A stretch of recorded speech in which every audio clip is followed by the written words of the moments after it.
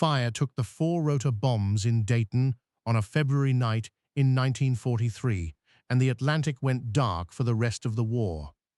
The prototypes burned in the National Cash Register plant where Joseph Desch had been building them for the United States Navy, and the jigs and drawings that would have let his machinists start again burned with them.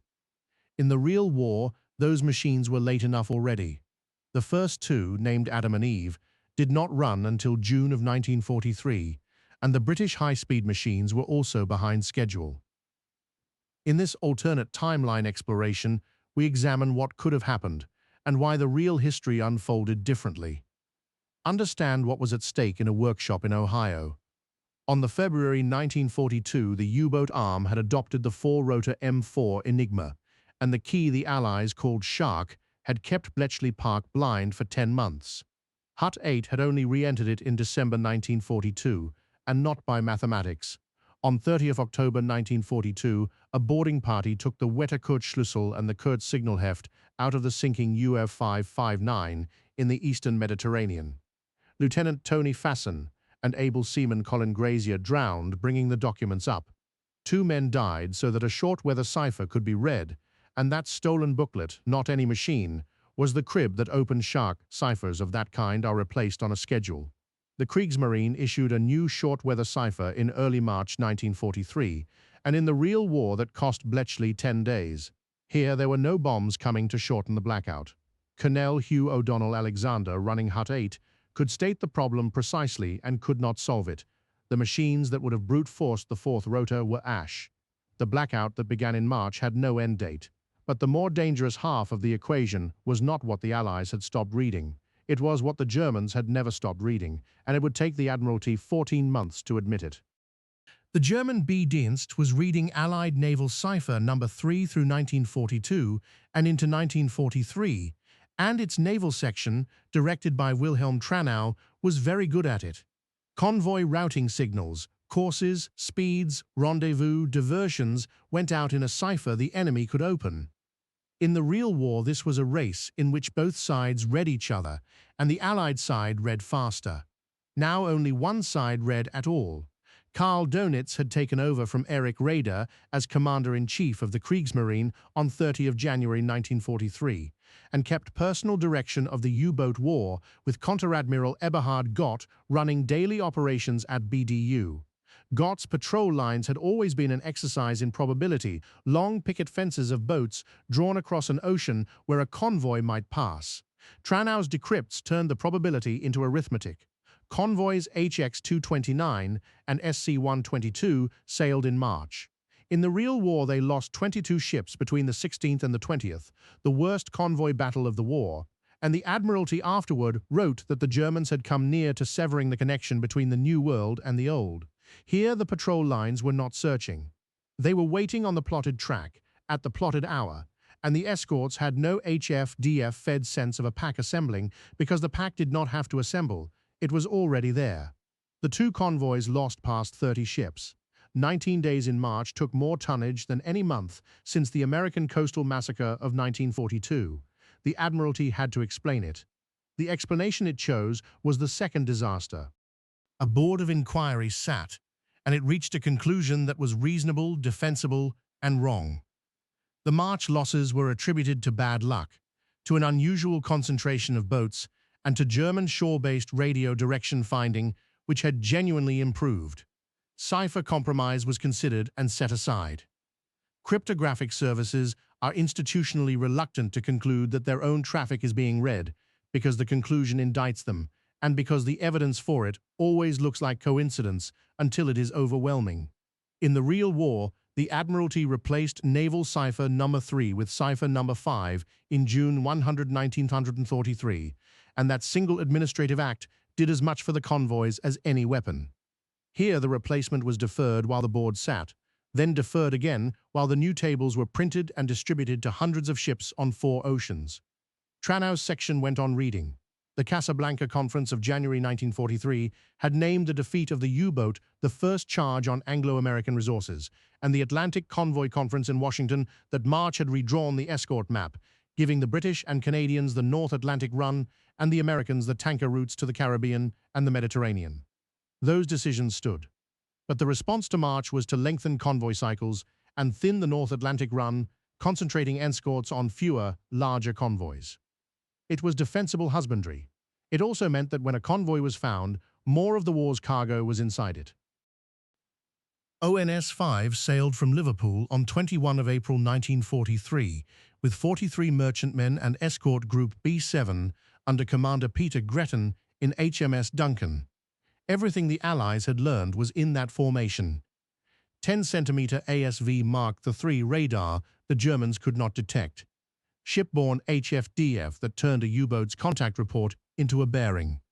The Lee Light Hedgehog support groups that could be detached to fight while the convoy sailed on, escort carriers such as USS Bogue, and very long-range liberators reaching into the mid-Atlantic air gap.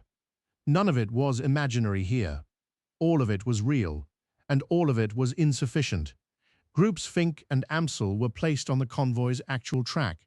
In the real battle, the U-boats spent days searching, and then fog and gales scattered them at the decisive moment. ONS-5 lost 13 ships, and the escorts and aircraft sank 6 U-boats, and it was counted a victory. Here, the weather that saved the convoy arrived 2 days late. Gretton's fuel state still forced him to detach. A destroyer's endurance is not adjustable by the enemy's intentions, and Lieutenant Commander Robert Sherwood took command in the frigate HMS Tay, as he did in the real war. Sherwood fought the running battle to its end with what he had. He handled it well. More than half the convoy went down, against a handful of U-boats sunk.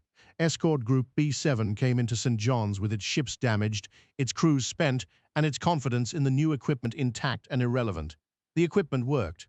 There was simply no longer any element of surprise left to use it on. There was no Black May. In the real war, 41 U-boats were sunk that month, and Donitz withdrew his boats from the North Atlantic convoy routes on 24 May, and the Atlantic was never seriously contested again.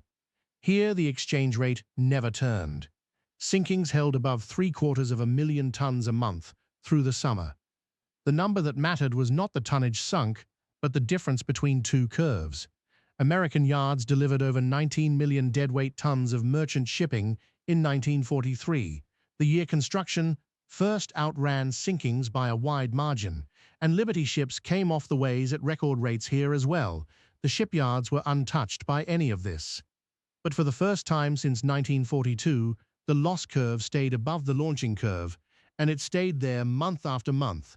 A merchant fleet is not only hulls, it is hulls and crews and the escorts to shepherd them, and the time each round trip consumes. Longer convoy cycles meant fewer sailings per hull per year. Every ship sunk took a trained crew with it. Winston Churchill chaired the Anti-U-Boat Warfare Committee and worked in a currency of imports, so many million tons a year, to feed Britain, to fuel it, to keep its factories running, and everything above that line available for operations. Through the summer of 1943, that margin closed. Admiral Sir Max Horton at Western Approaches could not build support groups out of ships he did not have.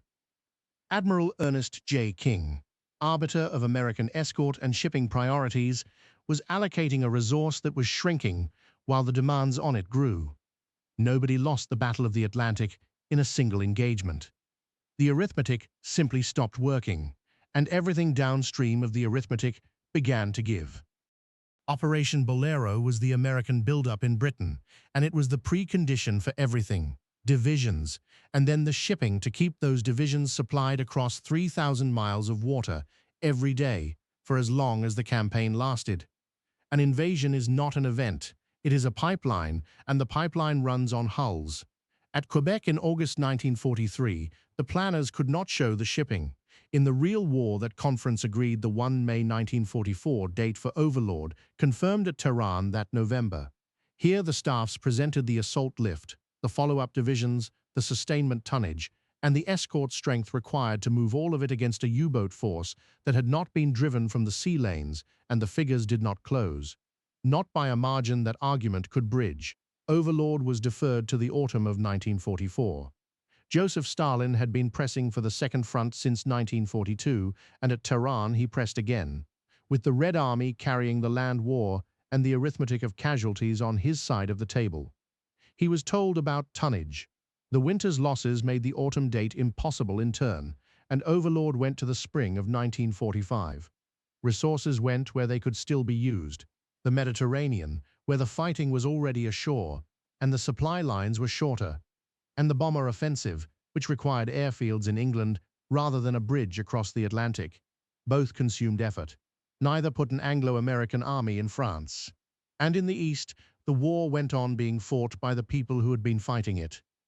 Germany held fewer divisions in France than it did in the real war because there was less to hold them against, and it moved what it could east. This mattered. It slowed the Soviet summer offensives. It did not stop them. The reason is a matter of geography that the U-boats could not alter. Lend-Lease to the Soviet Union moved along three corridors: the Pacific route in Soviet-flagged hulls, the Persian corridor, and the Arctic convoys. The Pacific route carried close to half the total tonnage into Vladivostok, in ships the Kriegsmarine could not legally or practically touch. The Persian corridor ran through the Indian Ocean and up through Iran. The Arctic convoys suffered, as they always had. But the trucks, the radios, the locomotives and rails, the aviation fuel and the canned rations that gave the Red Army its operational mobility largely kept arriving through doors the Atlantic wolfpacks could not reach. So the Soviet offensives continued on roughly their own schedule, paid for in the same currency as before. Bagration broke Army Group Center in the summer of 1944, and its successors carried the front through Poland. German reinforcement from the west made the fighting harder and the casualty lists longer without changing the direction of movement, because the divisions arriving were being fed into a battle already lost at the level of manpower and materiel. Anglo-American ground fighting stayed confined to Italy, Upper Peninsula, built for defense, at a pace measured in miles a month. Two wars were being fought against Germany. Only one of them was advancing. Soviet armies crossed the Oder and took Berlin, and then kept going west. There was nothing in front of them but a collapsing Reich, and no line at which they were required to stop, because the line in the real war was drawn where two advancing armies met. Here only one army was advancing. Their forward troops came to the Rhine and found the far bank empty. The Anglo-American forces were still assembling in Britain when the fighting in Germany ended. The ports were full of the shipping that had finally been accumulated. The divisions were trained, equipped, and waiting for a spring they had already been promised twice. In Italy, they had reached the north and were grinding through the Alpine approaches. The war ended for them not with a river crossing under fire, but with a signal, and then with the problem of what to say to an ally whose sentries were standing on the west bank of a river in Germany. The settlement of Europe was negotiated from a map drawn by whoever's soldiers were standing on it, because that is how such settlements have always been drawn. There was no German victory in this. The Reich was destroyed as thoroughly as in the real war, and its destruction was carried out by the same army that did most of it in reality, only without a Western partner to share the last year of the work. What changed was the shape of the piece and the length of the shadow it cast. Consider where it began. Not with a wonder weapon, not with a lost battle, not with any single decisive stroke, but with a fire in a factory in Ohio and a cipher that nobody got around to replacing. The Allies won the Battle of the Atlantic in the real war by a margin narrow enough to be measured in a few thousand tons and a few dozen weeks.